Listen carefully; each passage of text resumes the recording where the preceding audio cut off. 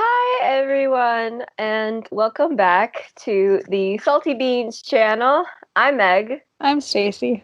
and today we're going back to our roots with the bad movies. So you read the title. Today we are doing Fox and the Hound 2.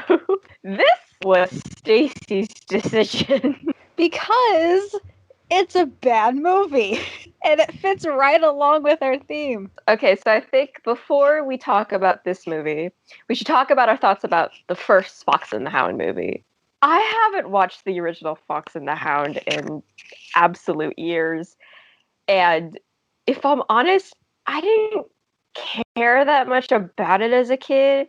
I certainly didn't understand it. I mean, like, I know the film was kind of pretty blatant in the racial allegory aspect of it, but it's just kind of a weird film. When I started watching it, I mean, I haven't seen it in a really long time, but I did rewatch it in my mid-teens, and I just remember, like, kind of not liking it as much as I did as a kid.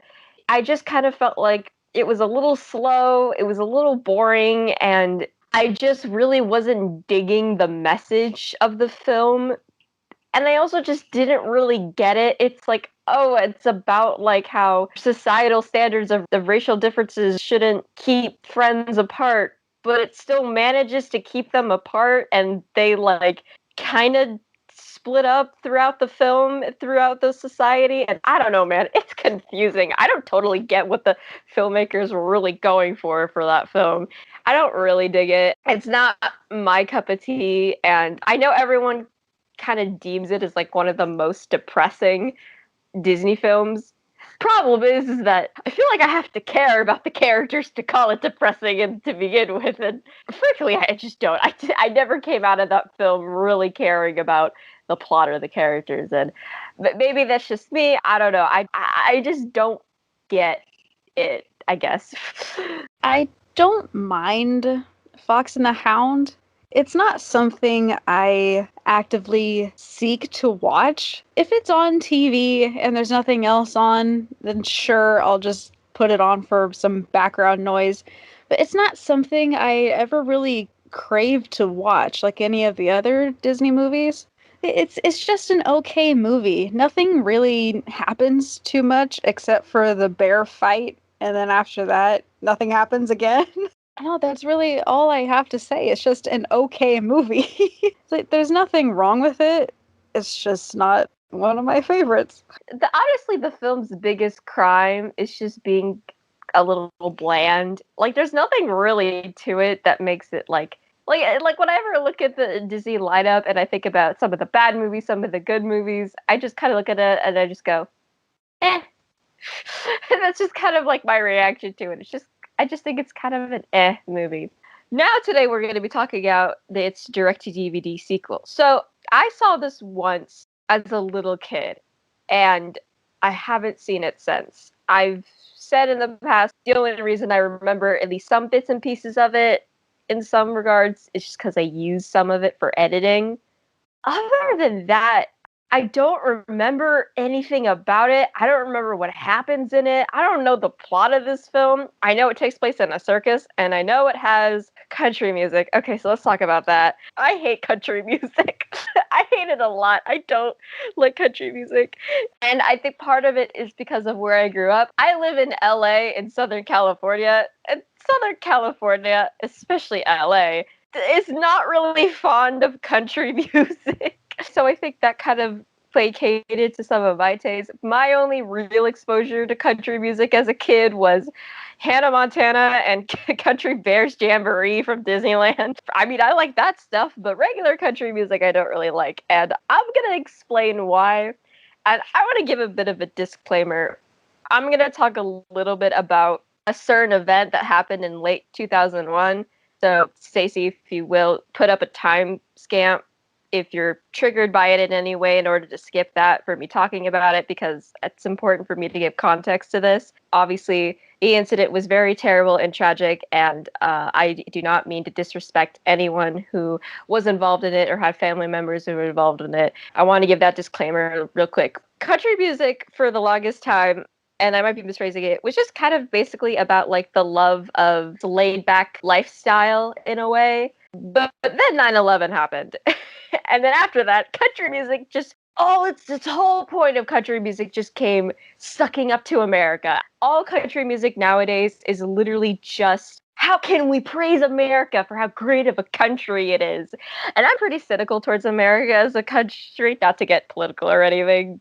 I won't go into that, but I'm pretty cynical towards it, so I'm not a fan of the genre that basically sucks up to it 24/7. Being born in 2001, this is the only type of country music I was really ever exposed to besides the Hannah Montana and Country Bears Jamboree. Because of that, I just grew kind of a distaste for it. I don't like anything that's inherently praisey or preachy or cheesy in any sense of the word. So that kind of explains that. Country isn't my favorite either. Like, out of all the genres of music, country's pretty low on my list. And I'm a person who likes hard rock and metal music, and country is kind of as far as you can get from that. I also grew up on rock music, so maybe that's why I also have a distaste for country music. But my dad liked country. He was like a 70s, 80 rock person and a country person.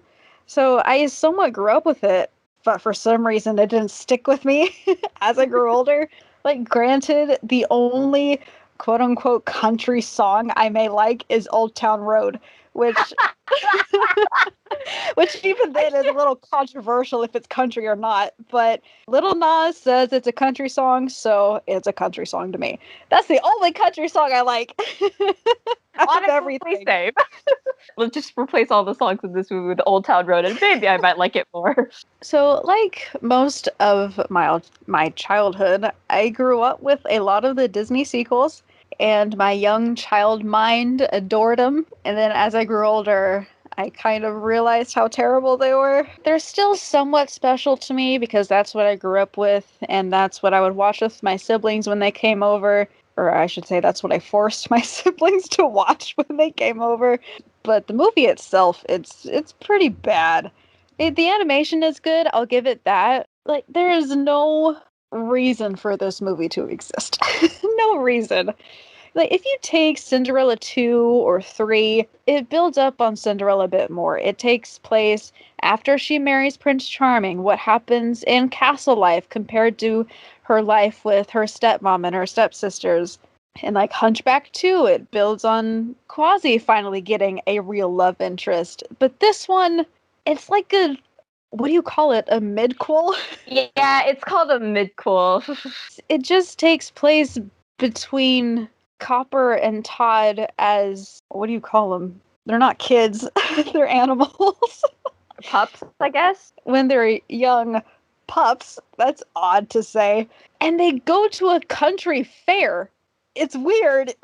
At least like with Bambi 2, because Bambi 2 is also in midquel, but at least with like Bambi 2, it kind of builds on the relationship between Bambi and his dad after the mom died. So at least I feel like Bambi 2 had a bit of a purpose because it built character there that wasn't there in the first film. And it took kind of advantage of that huge gap. Because if you remember, like Bambi, it's like mom gets shot, Great Prince says your mom's not coming back, and then it does a complete time skip to when Bambi's an adult. There's a huge time space that's like kind of missing in that film, and that's what Bambi 2 was able to achieve. But with like, I guess with Fox and the Hound too, because in the first Fox and the Hound, it's like they're the best of friends, but you only get to see them be the best of friends for like a day or two, and then time skip suddenly. So I guess maybe you could use this film to build more on that relationship, so their fallout is more tragic. But why a country fair of all things? And if you would like to watch along with us, you can over at Patreon, where there will be a link in the description where you can watch the full length with us. Jesus. Starting out the film with child abuse. Yes, I want the world to know.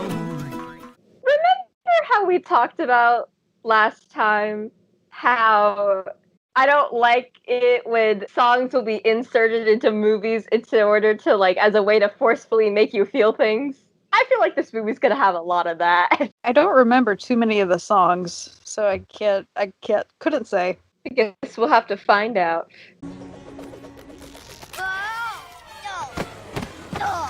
How did he fall? Nothing broke his fall. What? He just flipped over the cliff. Tripped over my own ears. No, you didn't. Told ya. I'm just a bad dog. Is this the conflict of the film? I guess. Copper's concerned with not being a good dog. Like, can you imagine people in the board meeting for this? And the guy goes, "What if Copper was afraid he wasn't a good dog?" So many questions about whoever pitched that. Get going! What are you waiting for? Go get him! Attaboy, Copper! Ah, Pups is useful as a milk bucket under a bull. To be fair, Slade. Yeah, that's what I was gonna say. Like, to be fair, he is still a puppy. Like, he's super small. Like, he's probably, honestly, 8 weeks or around then. He's still learning how to be a dog. Yeah, that's why I questioned the conflict of, am I a good dog? It's like, I don't know, man. You're, what, 8 weeks? Do you even know how to be a dog yet? Not the bees! Not the bees! Not the bees! Ah! Bad dog, Copper. You are a very bad dog. He's a puppy! Chief is the one who chased Todd. Frankly, this is all Chief's fault as far as I'm concerned. Oh, she wants to get it. Dixie, you rehearse, and afterwards I'll give that piece of wood a good old talking to, all right? They definitely fuck. Sounds suspiciously like a euphemism. I know, that's what I was gonna say. You got a future in show business, kid. You come back and see us in a couple of years, you hear? Yep, in a couple of years. 'Cause being in a band takes maturity. What? Am I missing the joke?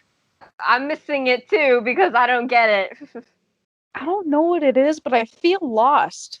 Is it just me? I don't know where this film is going because we set up this conflict of Copper doesn't feel like a real dog, so it's like, so he's going to find out singing country music with other dogs? It's just one of those things where it's like, okay. My name's Doug Dimmadome of the famous Dimsdale Dimmadome. Doug Dimmadale, Dimmadale, Doug Dimmadale, Doug Dimmadome, Dome, Dimmadale, Doug Dimmadome, Dimmadale, Doug Dimmadale, Dome, Dimmadale. Wait, who are these characters? Why do we care about? Why are we introducing new characters? How far are we into this movie? We are 18 minutes in. We're introducing 2 new characters 20 minutes into the film that have nothing to do with our main characters? What? I don't know. Man, I feel so confused. Let me do some introductions. That there is Waylon and Floyd. They're the brains of the outfit. Meg, why did I pick this? Don't ask me. I told you. You said you were like, this is a bad movie, but I want you to suffer through it. I feel like I'm the one who's suffering. I'm just baffled by the decisions made in this movie because I mean, it's not good. Let me get that straight. But it's like bad in how stupid it is. None of it makes sense. I still don't quite get what's going on. Why, Cash, you look nervous as a long-tailed cat in a room full of rocking chairs. Are these actual Southern catchphrases? I was just about to ask that. Listen, I don't live in the South. Like I mentioned earlier, I live in California, so I don't know, but it sounds a little fake. Yeah, it sounds like Western writers trying to imagine what Southern people talk like. You mean that little pup? Why, he ran off with that fox friend of his like a bank robber on roller skates. What are these sayings? I really want to know if these are real. Are they supposed to be jokes? Are any kids gonna get it? So, you remember Home on the Range, right? Yeah, unfortunately. So, Home on the Range was also a bad movie, but I understood what was going on. I can't explain how confused I am. I don't like the plot of Home on the Range, but at least it had a plot. This is not a plot. I don't know what the fuck is going on. Let me get this straight for a second. So we have Copper, who's worried he's not a good dog for some reason. I don't even remember why he thinks that, or if it even said. Todd's trying to cheer him up and takes him to the county fair, where Copper somehow joins a stray dog band. Yeah, I don't get it. It's like they set up these things at the beginning of the film, and then it feels kind of dropped for something else entirely. Todd, what's wrong? I don't know. It's like you're not around anymore. It's been a day, Todd. Like, what's he talking about? It's like, you're not around anymore. Like, you're ditching me for cash. Like, okay, A, Copper can make new friends, and B, it's literally been a couple of hours. I get that jealousy is a thing that a lot of kids feel when their best friends start hanging out with other people. But these movies, the messages basically have it where that friend will be like, oh yeah, I didn't need those people. I just needed you. I'm not saying this film is the worst offender of that, but it is kind of a toxic message because it means, oh, you should only have your best friends and they shouldn't be able to hang out with anybody else. Like, yeah, people are allowed to have other friends and they're also allowed to have other best friends. I'm somebody who's just very against the notion that you're only allowed to have one best friend. And I imagine this fair probably comes once a year, maybe. And for Copper to just go off on his own for one time at the fair, they could go again next year. It's not like Copper's going for good. He's still gonna be there. I don't know. Doesn't write, doesn't call, doesn't howl your name. He doesn't howl your name. They were definitely fucking. I'm not letting that go. That pup of yours probably chased him off. I wouldn't know. I can't find him.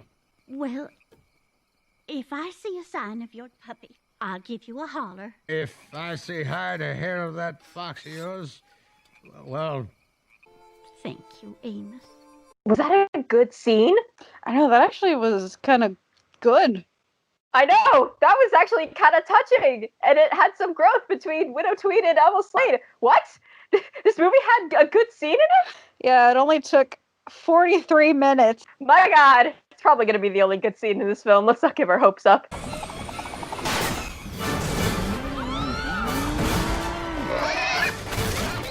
What is this climax? Killer Ferris wheel on the run? This is ridiculous. This fucking the Killer Ferris wheel thing was in goddamn Sharknado. This film has stooped to Sharknado levels. Sharknado is better than this. No, it's not. Yeah, it is. Copper, I'm sorry. I just want ruined everything. Oh my god, what the fuck is going on? This doesn't feel earned in any way. The cheap rain making it all sad. Like, come on, guys. We just need the sad song now. Oh wait, I think we're getting it. You spoke too soon. God damn it, Stacy. Yep, there it is. No! Stacy, I hate you. Why would you call it like that? Guys, if you remember in the Brother Bear commentary, I explicitly said, man, I really hate how movies will play sad songs, but Brother Bear was like an exception, but this movie is not an exception. This is trash. This is literally sad music to make me feel sad, but I don't feel sad for anything, and the sad music is just making me annoyed. I guess I just lost sight of what's really important. Which is what? That good sex, Stacy. Oh, that's right, of course. Good moonlight howling. God. Are we still friends? I don't know. Aren't y'all mad? I sure am sorry. Why are you apologizing? Copper didn't do anything. Copper literally didn't do anything wrong. It was all Todd's sense of jealousy. I don't know anymore, man. I feel like my soul has left me. Isn't that how we felt after Home on the Range, too? Yeah. We should have watched Western movies is basically the lesson to learn here. Western country movies, whatever, but have it be. Gosh, I missed you. They're back to fucking. This is a children's movie, Meg. Children aren't watching this. Copper? Aren't you going with them? Can't. You and me, we got crickets to chase. I don't know how to feel about this. Doesn't even matter. In a couple of years, they'll no longer be friends anymore as adults. Oh man, that just makes this worse. We go together like begging in supper time. Jesus Christ, just end the movie already. End my suffering. Do you want to go first? Sure. So I made a comparison to Home on the Range, and I would rather watch that again than this one. At least with that one, I understood what was going on. I think the songs were better in that one, especially in the yodeling one, forever and always. I mean, granted, after Home on the Range, I did feel empty, of course. With this one, I feel empty. I feel irritated.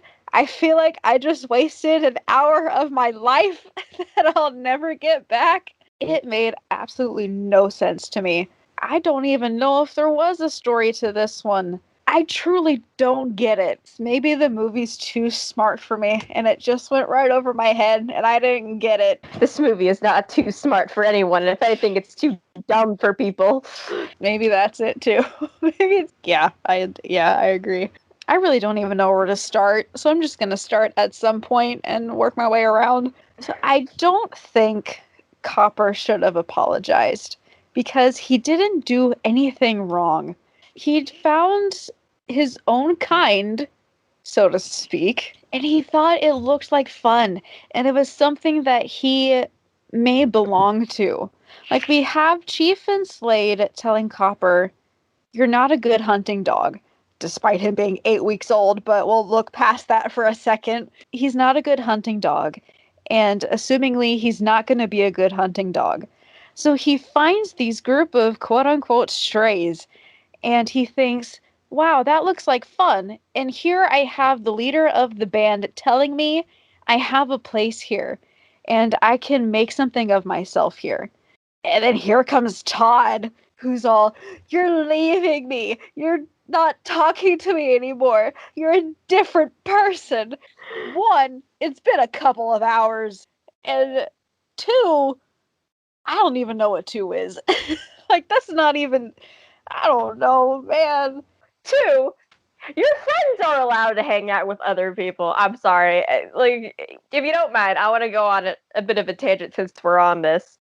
There's a big difference between you feeling like a person is bad for your friends and you just being jealous because you've never had to deal with your friend hanging out with other people before and you're paranoid. The movie is the latter. Because Todd and Copper have had this isolated friendship for who knows how long, suddenly the moment Copper starts hanging out with other people, Todd gets jealous and sees it as a threat to their friendship.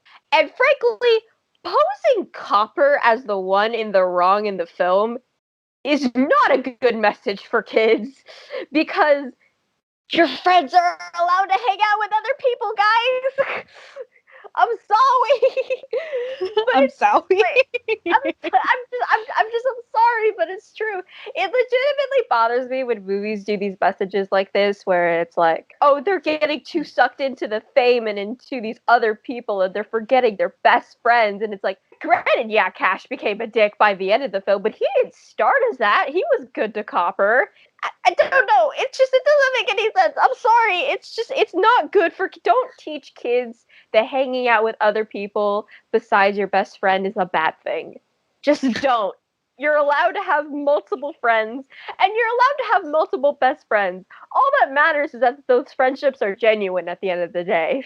Maybe I missed this part in the movie. That's totally possible because I kind of lost track like after 10 minutes. Say this was something Copper wanted to do. He wanted to be a singing stray with these guys. He wanted to go on the road and be famous.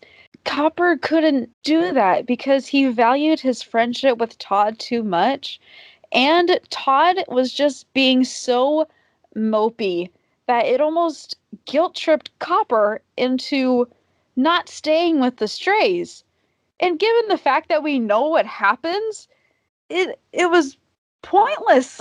That's the thing that we have to picture at the end of this, right? What's the point of this as a midquel? The midquel aspect is what bothers me the most because the big complaint I always hear from Fox and the Hound is there's not enough time of them being friends to you feel sad that their friendship is broken when they're adults. And I 100% agree with that. And in this midquel, they could have done a lot with that, but they didn't.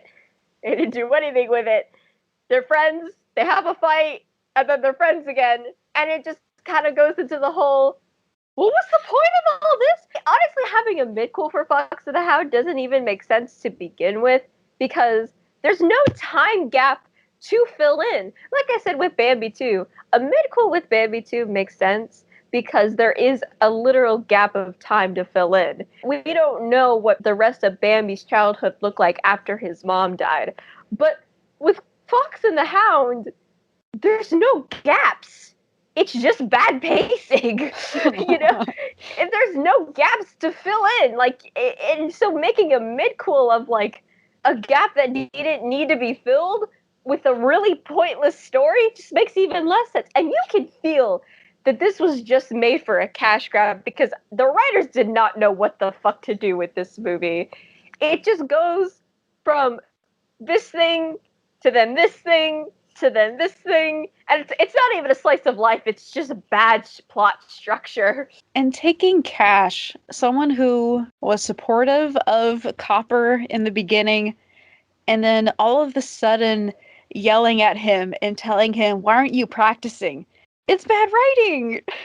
Like, the movie needed a reason for Todd and Copper to become friends again, and that's having Cash not be the dog that Copper thought he was, and have Copper thinking, oh, maybe this isn't something I want to do.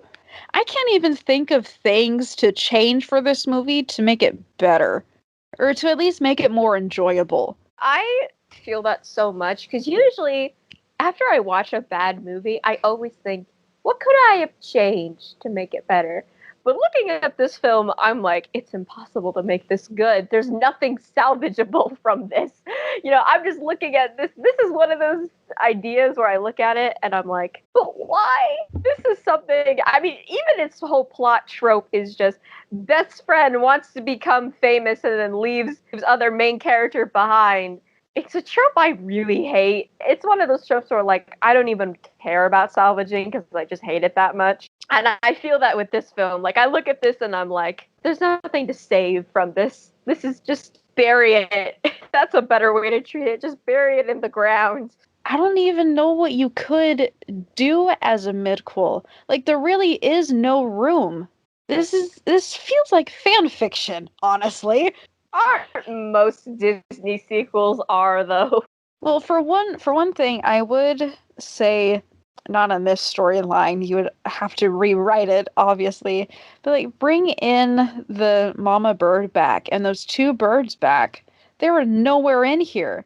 And that mama Oh yeah, I just forgot that they're not even in this movie. They're not in there at all. Like, Mama Bird is the one who found Todd and brought Widow Tweet to him. She's the one who saved him. And then we have these two other birds who are mostly just comic relief. But those guys are funnier than this whole movie. That's for damn sure. Why not bring them back? Why not have, like, Mama Bird try to tell Copper, even though I don't agree, but like have Mama Bird tell Copper, you're kind of leaving Todd behind. Think about how he may feel about this or how he's feeling. That is one thing I may have added to this thing is add Mama Bird to this. I just feel kind of empty inside. I do too. I am empty and irritated. This I don't think is like one of the worst films, A, that's on our list, and B, that we've seen so far. But it's definitely bad. I think a movie like Quest for Camelot is more infuriating to watch, but this film I just think is really forgettable. At least for Quest for Camelot, at least I remember it because of how mad it made me. But I'll probably forget this in like a couple of days. I will too. I've always said the biggest crime you could be as a film is just boring and forgettable, and I've feel that with this. I suggested this movie because I thought it would make you mad because it has the country music in it and it's a sequel and it is pretty bad. But I think it made me more angry than it did you. Yeah, I think you failed in this experiment, which honestly I'm kind of happy about because this is finally the Quest for Camelot revenge I've been waiting for. With Brave, turns out I like it. With this one, I just made myself mad. Yes, revenge is sweet. Surprisingly, the country music was the aspect I probably liked the most in this whole film. I do think the singers, they sounded good, and the songs aren't as bad as I thought they would be. They were kind of catchy, and it had catchy beats, but they're very forgettable. I couldn't tell you a line from it. Oh, yes, I could, but that's not the point. But they're forgettable, and this whole movie's forgettable. So our next movie is a Halloween special, and this is a movie I haven't seen since I first saw it in theaters. I've only watched it once. I've never bothered to rewatch it. I don't have anything against it. I remember fairly liking it after it came out of the theater, but I don't know. I just was never really interested in rewatching it since, so I don't really have any strong opinions about it. I've watched this a few times. It has been a while since I've seen it, but I remember liking it. Yeah, I just remember liking it. And there will also be a special guest with us for this Halloween special. A special guest who loves Halloween more than the two of us combined.